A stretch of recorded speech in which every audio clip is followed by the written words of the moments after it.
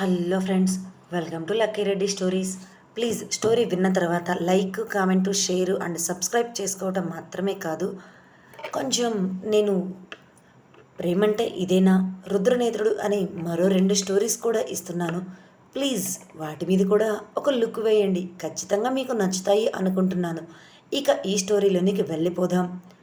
Accident మాత్రమే కాదు, బావకు ఫీవర్ వచ్చినా, ఏ హెల్త్ ప్రాబ్లం వచ్చినా కూడా ఎవరిని దగ్గరకు రానివ్వడు. దగ్గరకు వస్తే ఇక సింహం చిట్టెలుకు మీద ఎగిరిపడ్డట్లుగానే మా మీద ఎగిరిపడతాడు. అందుకే రాజు మూర్తి ఫుడ్ తీసుకుని వెళ్తూ దూరంగా రూమ్ బయటే ఉండి బావతో మాట్లాడుతుంటే సిచ్యువేషన్ ఏంటి అనేది మేము వాళ్ళిద్దరిని అడిగి తెలుసుకుంటాం. ఏంటో ఈ ఇల్లు, ఇంట్లో ఉన్న ఒకరికి హెల్త్ బాగోలేకపోతే ఇంకొకరు దగ్గరకు వెళ్ళి ఎలా ఉంది అని పరామర్శించడానికి కూడా లేదు అని పెదవి విరుస్తూ అన్నది అలేఖ్య. ఇంత విచిత్రమైన మెంటల్ ఈ విక్రమార్కకు మాత్రమే ఉంటుంది అని మనసులో అనుకుంది హిరణ్య. యశ్వంత్ హిరణ్యని చూసి ఆమె దగ్గరకు వచ్చాడు. అలా హిరణ్య, అజయ్, అలేఖ్య, యశ్వంత్, అనూష అందరితో కాసేపు టైం స్పెండ్ చేసి మరలా రూమ్ లోపలికి వెళ్ళిపోయింది హిరణ్య.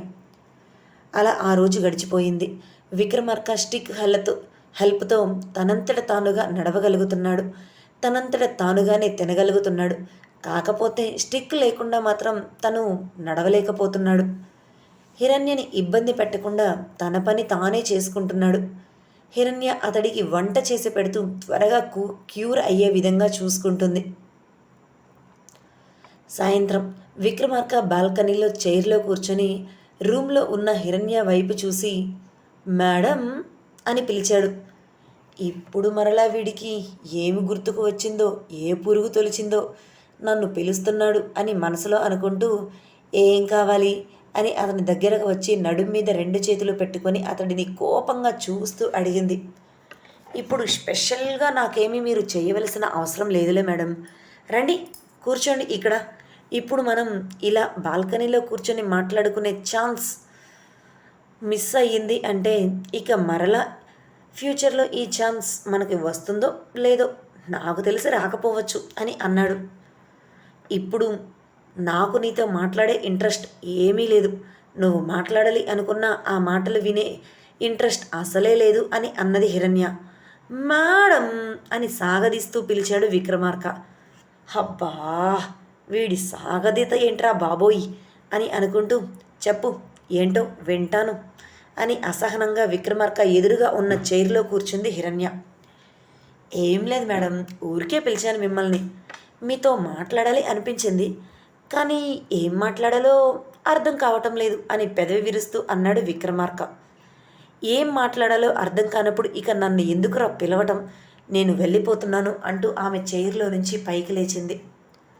విక్రమార్క నవ్వుతూ ఆమె చేతిని పట్టుకొని కూర్చోండి మేడం అని అనటంతో అసహనంగా అక్కడే ఉన్న చైర్లో కూర్చుంది హిరణ్య.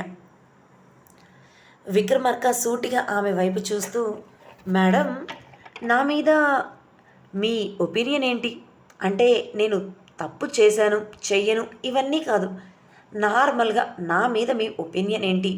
అంటే 6 months నాతో పాటు నా రూమ్లోనే ఉంటూ నాతో జర్నీ చేశారు కదా, అందుకు అడుగుతున్నాను, చెప్పండి అని అడిగాడు. ఇంతకుముందు ఎన్నోసార్లు చెప్పాను, నీ మీద నాకు పర్టిక్యులర్గా ఏ ఒపీనియన్ లేదు, నీ మీద పగ తీర్చుకోవాలి అని మాత్రమే నాకు మనసులో ఉంది అని అన్నది హిరణ్య.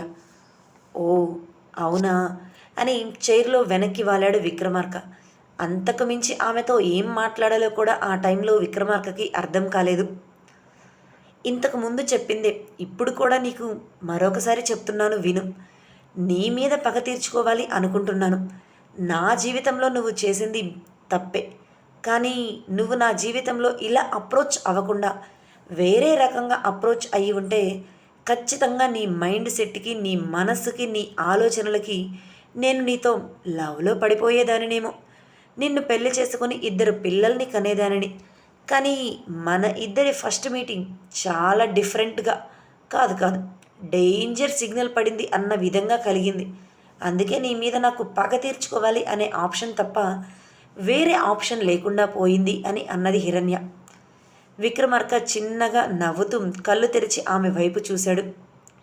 ఏంటి నా వైపు నవ్వుతూ అలా చూస్తున్నావు? అంటే ఇప్పుడు నీ క్యారెక్టర్ గురించి నాకు తెలిసింది కాబట్టి నిన్ను వదిలిపెట్టి వెళ్ళను, ఇక్కడే ఉంటాను అని చెప్తాను అని ఏమైనా ఊహించుకుంటున్నావేమో.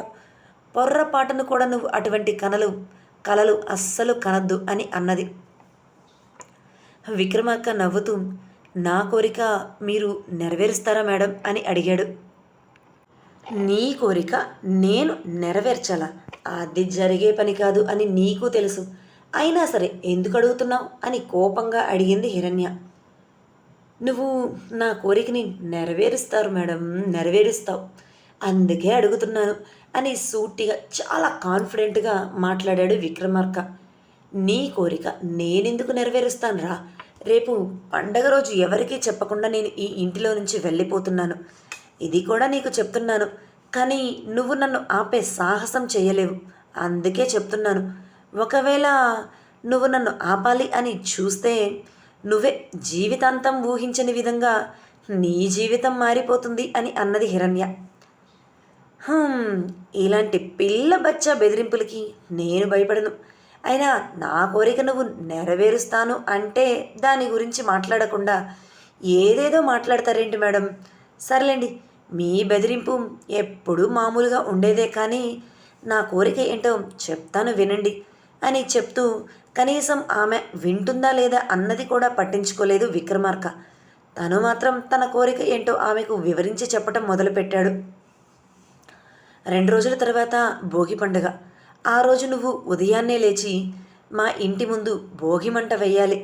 నార్మల్గా అయితే మన ఇల్లు అనాలి అనుకున్నాను, కానీ కాదు కదా, మా ఇల్లే అని నువ్వు నిరూపించి వెళ్ళిపోతున్నావు. విక్రమార్క కోరిక అంటే ఏదో ఊహించుకుంది, కానీ ఇతడు భోగి మంట వెయ్యాలి అని స్టార్ట్ చేయటంతో ఇంట్రెస్టింగ్గా అనిపించి వినటం మొదలుపెట్టింది హిరణ్య. అతని కోరికను తీరుస్తుందో లేదో అన్నది సెకండరీ, కానీ అతడి కోరిక మాత్రం ఎప్పుడూ డిఫరెంట్గానే ఉంటాయి. తను ఊహించుకున్న దానికి రివర్స్లోనే ఉంటాయి. అందుకే ఇంకా అతడి కోరికల లిస్టులో ఏమేమి చెప్తాడా అని క్యూరియాసిటీతో వింటూ ఉంది. ఆ తర్వాత ఆ భోగి మంట మీద నీళ్లు కాచుకొని ఆ నీటితోనే స్నానం చేసి చీర కట్టుకోవాలి అని అన్నాడు. వాట్? ఏం మాట్లాడుతున్నావు? నేను చీర కట్టుకోవాలా? అయినా నువ్వు చెప్తే నేనెందుకు కట్టుకుంటాను అని ఎదురు క్వశ్చన్ వేసింది హిరణ్య. ఆమె క్వశ్చన్ని ఏమాత్రం విక్రమార్క పట్టించుకోకుండా ఆ తర్వాత మనిద్దరం కలిసి గుడికి వెళ్ళాలి అని అన్నాడు. ఏంటి, గుడికి కూడా వెళ్ళాలా? అసలు నేను ఇక్కడికి వచ్చిన 6 నెలల్లో ఏ రోజైనా నువ్వు దేవుడికి దండం పెట్టుకున్నావా? అటువంటిది నేను వెళ్ళిపోతుంటే ఇప్పుడు నాతో కలిసి నువ్వు గుడికి వెళ్ళాలి అని అనుకుంటున్నావా? ఇదంతా జరిగే పనేనా అని అడిగింది.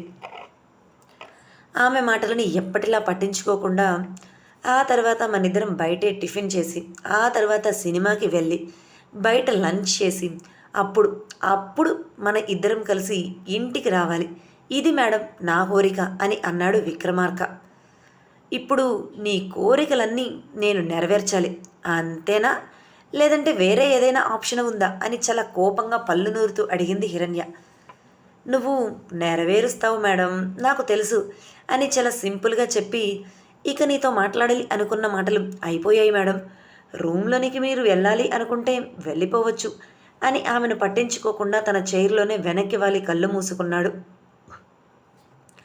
వీడబ్బా, వీడు ఏమనుకుంటున్నాడు నా గురించి అని అనుకుంటూ అసహనంగా చైర్లో నుంచి పైకి లేచి అతడి పీక పిసికి చంపేయాలి అన్నట్లుగా అతని దగ్గరకు వచ్చి మెడ దగ్గరకు తన 2 చేతులను తీసుకొని వచ్చి ఆఖరి సెకండ్లో ఆపింది అతడిని పీక పట్టుకుని చంపేయకుండా. కళ్ళు మూసుకొని ఉన్న విక్రమార్క నవ్వుతూనే, మేడం, మీరు నన్ను చంపేయాలి అనుకుంటే నిరభ్యంతరంగా చంపేయవచ్చు. నేను మీకు ఎటువంటి అబ్జెక్షన్స్ చెప్పను. మీ చేతిలో చచ్చిపోవటం నాకు చాలా ఆనందాన్ని ఇస్తుంది. మరలా మీ నిర్ణయాన్ని మార్చుకోవాల్సిన అవసరమైతే లేదు అని చెప్పి అప్పుడు కళ్ళు తెరిచి ఆమె వైపు చూశాడు.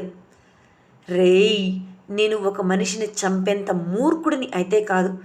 నాకు కూడా కొన్ని ఎథిక్స్, జాలి, దయ అనేవి ఏడ్చాయిలే. అందుకే నేను నిన్ను చంపనులే అని అసహనంగా చెప్పి రూమ్ లోపలికి వెళ్ళిపోయింది హిరణ్య. విక్రమార్క తన కోరికలు చెప్పిన తర్వాత హిరణ్య ఆలోచనలో పడింది. అతడు అడిగిన కోరికను నెరవేర్చాలా లేదా అతడు అడిగిన కోరికను నెరవేరిస్తే నాకు ఏదైనా ప్లస్ ఉంటుందా? నెరవేర్చకుండానే ఇంటి నుంచి బయటకు వెళ్తే ఏం జరుగుతుంది అని ఆలోచనలో పడింది. అలా గంట సేపు ఆలోచించి అప్పుడు విక్రమార్క దగ్గరకు వచ్చి, సరే నువ్వు చెప్పినట్లుగానే నేను చేస్తాను. నీ కోరిక నేను నెరవేరుస్తాను అని అన్నది హిరణ్య. విక్రమార్క నవ్వుతూ, మరి నా కోరిక మీరు తీరుస్తున్నందుకు నేను మీకు తీర్చడానికి మీ మనసులో ఏమైనా కోరికలు ఉన్నాయా? ఒకవేళ ఉంటే అడగండి అని సూటిగా ఆమె వైపు చూస్తూ మాట్లాడాడు విక్రమార్క. నీ దగ్గర నుంచి నేనేమీ ఎక్స్పెక్ట్ చేయటం లేదులే, నువ్వు నా కోరికలు తీర్చటానికి అని చెప్పి రూమ్ లోపలికి వెళ్ళిపోయింది. మీరు నా కోరిక నెరవేరుస్తున్నందుకు ఖచ్చితంగా మీకు ఆనందాన్ని నేను ఇస్తాను మేడం అని మనసులో అనుకున్నాడు విక్రమార్క. అలా ఆ రోజు గడిచిపోయింది. మరుసటి రోజు ఈవినింగ్ అలేఖ్యకి యశ్వంత్, అజయ్ ముగ్గురితో రేపు భోగి పండుగ, ఇంటి ముందు మనం భోగి మంట వేద్దాం, హ్యాపీగా భోగి పండుగను సెలబ్రేట్ చేసుకుందాం అని చెప్పింది. ఆ మాట విన్న వాళ్ళ ముగ్గురు ఆశ్చర్యపోయారు. అలేఖ్య చిన్నతనంలో భోగి మంట వేస్తూ చూసింది. ఆ తర్వాత మనం ఎప్పుడు తన ఇంటిలో భోగి మంట వేయడం చూడలేదు. ఇక అజయ్ కూడా అంతే. ఎన్నో సంవత్సరాల క్రితం భోగి మంట తన ఫ్యామిలీతో కలిసి సెలబ్రేట్ చేసుకున్నాడు. ఇక యశ్వంత్కైతే అది ఏమీ తెలియదు. ఆనందం, ఎగ్జైట్మెంట్, ఒక రకమైన ఆశ్చర్యం, షాక్లో ఉన్నారు ముగ్గురు. ఏంటి, మీ నుంచి నాకు ఎటువంటి రెస్పాన్స్ రావటం లేదు? ఇంట్లో భోగిమంట వేయటం మీకు ఇష్టమే కదా, లేకపోతే డైరెక్ట్గా చెప్పేయండి అని అన్నది. నాకు ఇష్టమే, కానీ ఇంట్లో ఉన్న అందరూ దీనికి ఒప్పుకుంటారా లేదా అని అయోమయంగా అనుమానంగా అడిగింది అలేఖ్య. అందరి గురించి మీకెందుకు, వాళ్ళందరినీ ఒప్పించే బాధ్యత నాది. మనమందరం కలిసి ఇంటి ముందు భోగిమంట వేస్తున్నాం, ఓకేనా అని చెప్పేసి రూమ్ లోపలికి వెళ్ళిపోయింది హిరణ్య. అక్క చెప్పినట్లుగా రేపు పండగ సెలబ్రేషన్స్ జరుగుతుందా లేదా అని ఆలోచిస్తూనే అజయ్, అలేఖ్య రూమ్లోనికి వెళ్ళిపోయారు ఇద్దరు. ఇంటిలో కొత్త ఎంజాయ్మెంట్ ఏదో రాబోతుంది, భోగిమంట అంటే ఎలా ఉంటుంది అని యూట్యూబ్లో చూస్తూ రూమ్లోనికి వెళ్ళిపోయాడు యశ్వంత్. అలా ఆ రోజు గడిచిపోయింది. మరుసటి రోజు ఉదయాన్నే 4 గంటలకే హిరణ్య లేచి ఇంటిలో ఉన్న అందరినీ నిద్రలేపింది. పండగ వేళ కొత్త ఆనందాలతో అందరి కళ్ళల్లో నింపాలి అని. అలేఖ్య, అజయ్, అనూష, యశ్వంత్ నలుగురు మాత్రం చాలా ఆనందంగా లేచారు. కానీ అనిరుద్ ఏంటి నీ నస అన్నట్లుగా ఆమె వైపు చూస్తే హిరణ్య కూడా అంతే కోపంగా అనిరుద్ధ్ వైపు చూసి, ఎక్కువ తక్కువ చేశావంటే విక్రమార్క వస్తాడు, ఆ తర్వాత ట్రీట్మెంట్ ఎలా ఉంటుందో నీకు తెలుసు కదా అని బెదిరించడంతో ఇక అనిరుద్ధ్ కూడా ఏమీ చెయ్యలేక అసహనంగా విక్రమార్కను తిట్టుకుంటూనే భోగిమంట దగ్గరకు వచ్చాడు. ఆనంది మాత్రం తన కొడుకు సంతోషాన్ని చూస్తూ వచ్చింది. ఆమెకు ఆ భోగిమంట వేసి దాంతో సెలబ్రేట్ చేసుకోవాలి అన్న ఇంట్రెస్ట్ ఏమీ పెద్దగా లేదు. అలాగని రూమ్లోనే కూర్చొని ఉండాలి అన్న ఫ్యాంటసీ కూడా ఆమెకు లేదు. తన కొడుకు ఆనందం చూస్తూ తన కొడుకుతో టైం స్పెండ్ చేయాలి అని ఆమె అక్కడికి వచ్చింది. ఇక రాగిణి అయితే, నేను రాను, నువ్వు చెప్తే నేనెందుకు రావాలి, నాకు నిద్ర వస్తుంది, నా నిద్ర డిస్టర్బ్ చేయకుండా ఇక్కడ నుంచి వెళ్ళిపో అంటూ హిరణ్యతో పొగరుగా మాట్లాడింది. ఇప్పుడు నువ్వు నాతో పాటుగా వస్తే జస్ట్ ఒక హాఫ్ అన్ అవర్లో ఈ సెలబ్రేషన్స్ అన్నీ అయిపోతాయి. ఆ తర్వాత మరలా నువ్వు నీ రూమ్లోనికి వచ్చి హ్యాపీగా పడుకోవచ్చు. కాదు కూడదు నా మాట వినను అని నువ్వు అన్నావే అనుకో, ఆ తర్వాత నీ చెయ్యి ఇక జీవితాంతం వెనక్కే ఉండిపోతుంది, ముందుకి మాత్రం అస్సలు రాదు, ఆలోచించుకో అని బెదిరించి వెళ్ళిపోయింది హిరణ్య. అమ్మో, ఈ హిరణ్య అన్నంత పని చేసినా చేస్తుంది, నా చెయ్యి ఇంతకు ముందులా విరిచేస్తే చాలా కష్టం. ఏముందిలే, ఒక అరగంటే కదా, వెళ్ళి అక్కడ నిలబడితే సరిపోతుంది అని అనుకుంటూ అసహనంగా హిరణ్యని మనసులోనే బండబూతులు తిట్టుకుంటూ భోగిమంట వేసే దగ్గరకు వచ్చింది. ముందు రోజే రాజుమూర్తి అందరికీ చెప్పి ఉండటంతో వాళ్ళందరూ పెద్ద పెద్ద కర్ర మొద్దులు అంతకు మించి కావలసిన ఎండుగడ్డి అన్నీ కూడా ఏర్పాటు చేశారు.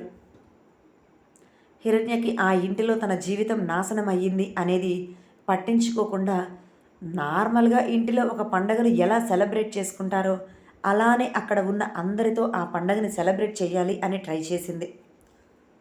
హిరణ్య ముందు పెట్టిన కర్రల మీద కర్పూరం పెట్టి వెలిగించింది. ఆ కర్రలు కాదు, భోగిమంట పెద్దగా వస్తూ ఉండటంతో దానిని చూసిన యశ్వంత్ కొత్తగా ఎగ్జైట్మెంట్ ఫీల్ అయ్యి దాని చుట్టూ తిరుగుతున్నాడు. యశ్వంత్ని చూసిన అలేఖ్య కూడా ఆ భోగిమంట చుట్టూ తిరుగుతున్నారు. అలా వాళ్ళిద్దరూ నవ్వుతూ ఆనందపడుతూ ఉంటే ఇంట్లో ఉన్న అందరూ కూడా ఆనందపడ్డారు. అలేఖ్య సైలెంట్గా ఉండకుండా హిరణ్యని కూడా వాళ్ళతో పాటుగా ఆ భోగిమంట చుట్టూ తిరగమని ఎంకరేజ్ చేసి లాగింది. ఇక హిరణ్య కూడా కాదు అనకుండా వాళ్ళతో పాటుగా తిరుగుతూ ఎంజాయ్ చేసింది. అక్కడ జరిగేది అంతా కూడా విక్రమార్క తన రూమ్లో నుంచి బయటకు చూస్తూ ఉన్నాడు. అది గమనించిన హిరణ్య అతడి రూమ్ లోపలికి వచ్చి విక్రమార్కని భోగిమంట దగ్గరకు తీసుకొని వచ్చింది. అతడు కూడా నేను రాను అని చెప్పకుండా, లేడీస్ ఉన్నారు అని ఆగిపోకుండా ఆమెతో పాటు కిందకు వచ్చేశాడు. విక్రమార్కకి తన ఇంటిలో తన ముందు లేడీస్ ఉన్నారు అనేది కూడా ఆ టైంలో పట్టించుకోలేదు. ఫస్ట్ టైం ఎందుకో మరి రాగిని రూమ్లోకి వెళ్ళాలి అనుకుంది. కానీ హిరణ్య ఎక్కడికి వెళ్ళేది, ఇక్కడే ఉండాలి అని అన్నది. నేను ఇక్కడే ఉంటే విక్రమార్కకు నచ్చదు, ఖచ్చితంగా నాకు పనిష్మెంట్ ఇస్తాడు అని విక్రమార్కను చూసిన భయంతో మాట్లాడుతూ ఉండటంతో, పనిష్మెంట్ ఇస్తే తీసుకో, అంతేగాని నువ్వు ఇక్కడి నుంచి వెళ్ళటానికి అస్సలు వీల్లేదు అని బెదిరించింది. అమ్మో, ఇప్పుడు నేనేం చేయాలి? ముందు చూస్తే నొయ్యి, వెనక చూస్తే గొయ్యి అన్నట్లుగా ఉందే నా పరిస్థితి. వెళ్తేనేమో ఈ హిరణ్య చంపేస్తుంది, వెళ్ళకపోతేనేమో ఈ విక్రమార్క చంపేస్తాడు అని భయంతోనే రాగిని గడిపేసింది. ఆనంది మాత్రం విక్రమార్కని అస్సలు పట్టించుకోలేదు. తన కొడుకుని చూస్తూనే టైం గడిపేసింది.